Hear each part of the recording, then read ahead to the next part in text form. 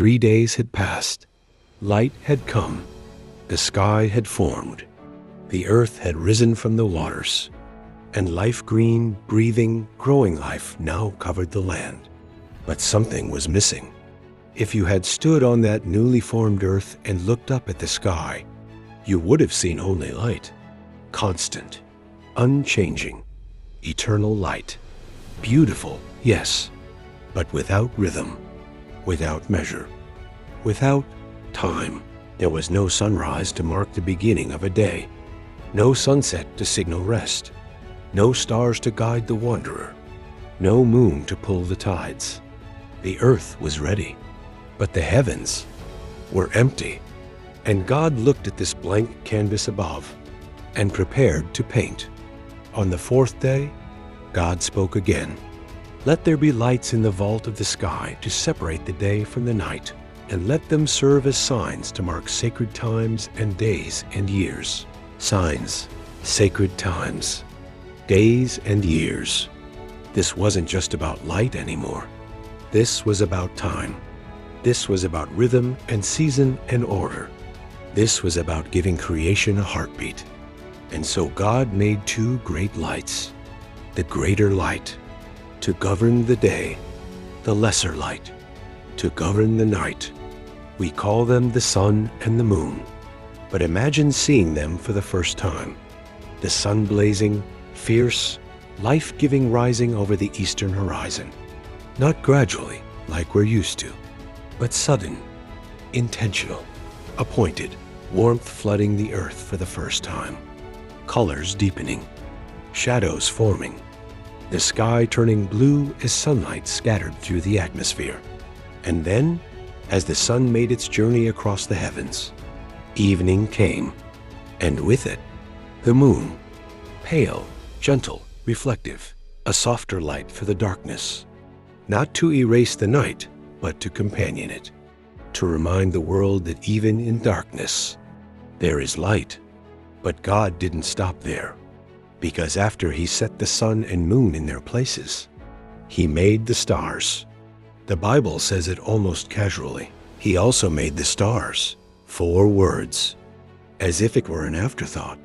But think about what that means. Billions of stars, scattered across the heavens like dust thrown by an artist's hand, each one burning, each one distant, each one placed, some in clusters, some alone, some so far away their light would take thousands of years to reach the earth. But God knew. He knew where each one would hang. He knew their names, their purpose. He flung them into the void and said, "Shine," and they did. If you had stood on the earth that night, the first real night, and looked up, you would have wept. A sky full of stars, more than you could count, more than you could comprehend. A ceiling of light in the darkness, navigation for the lost, beauty for the weary, a reminder that you are not alone. Even in the darkest night, you are seen. And now, for the first time, creation had rhythm.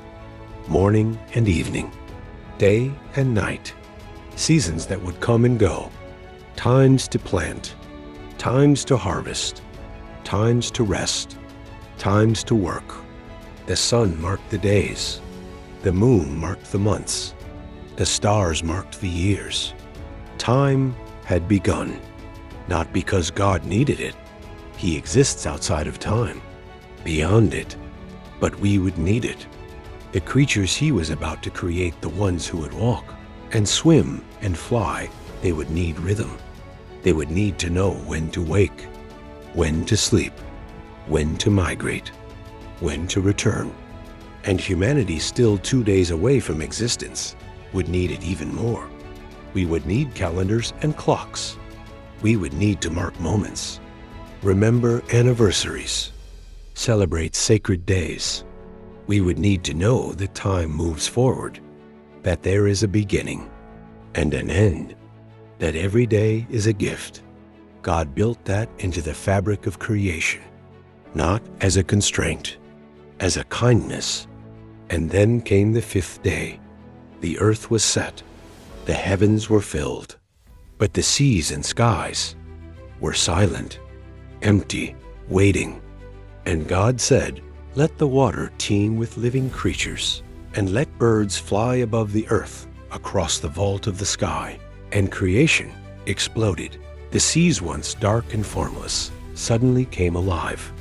Fish of every shape and size, creatures with scales that shimmered like jewels, whales massive and slow, singing songs no human would hear for thousands of years, dolphins leaping, jellyfish drifting, octopuses hiding in the deep. The water didn't just contain life, it teemed with it.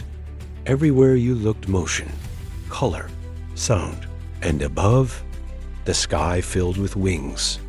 Birds, from the smallest sparrow to the mightiest eagle, soaring, diving, calling to one another.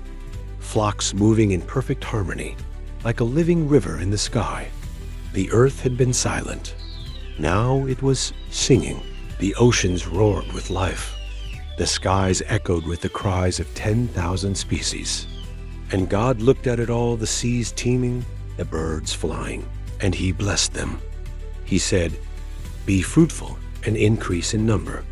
Fill the water in the seas, and let the birds increase on the earth." The first blessing, the first command, not to work, not to obey, just to live, to multiply, to fill the world with beauty and sound and movement, to thrive.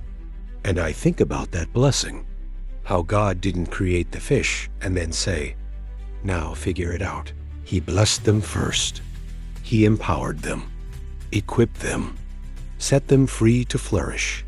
And I wonder, how often do we forget that God's first instinct toward his creation is blessing, not burden, not judgment, blessing.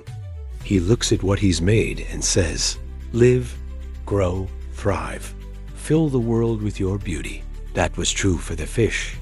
It was true for the birds. And it would soon be true for us. But we're not there yet. We're still in the 5th day, still watching the seas come alive, still marveling at the wings cutting through the sky, still waiting for what comes next. 5 days in, and the pattern is undeniable. Day 1, light. Day 2, sky. Day 3, land and plants. Day 4, sun, moon, and stars. Day 5, sea creatures and birds. Each day building on the last. Each word bringing more complexity, more beauty, more life. But there's still something missing. The land is green and growing. The seas are full. The skies are alive. But the ground, the dust of the earth, is still empty. And tomorrow, the 6th day, God will fill it, not just with creatures, but with purpose, not just with life, but with image bearers, not just with creation, but with us. Day 5 is over. The seas teem, the skies sing, the earth is almost ready, but the most breathtaking act of creation is still 1 day away, because tomorrow God will take the dust of the earth and he will shape it into something unlike anything else he's made, something that carries his image, something that breathes his breath, something that will walk with him. But that story is for part 4. The final part is coming soon. And when it does, you'll see the moment everything was leading to. Stay with me, subscribe, follow this journey, because what God does on the 6th day will change everything.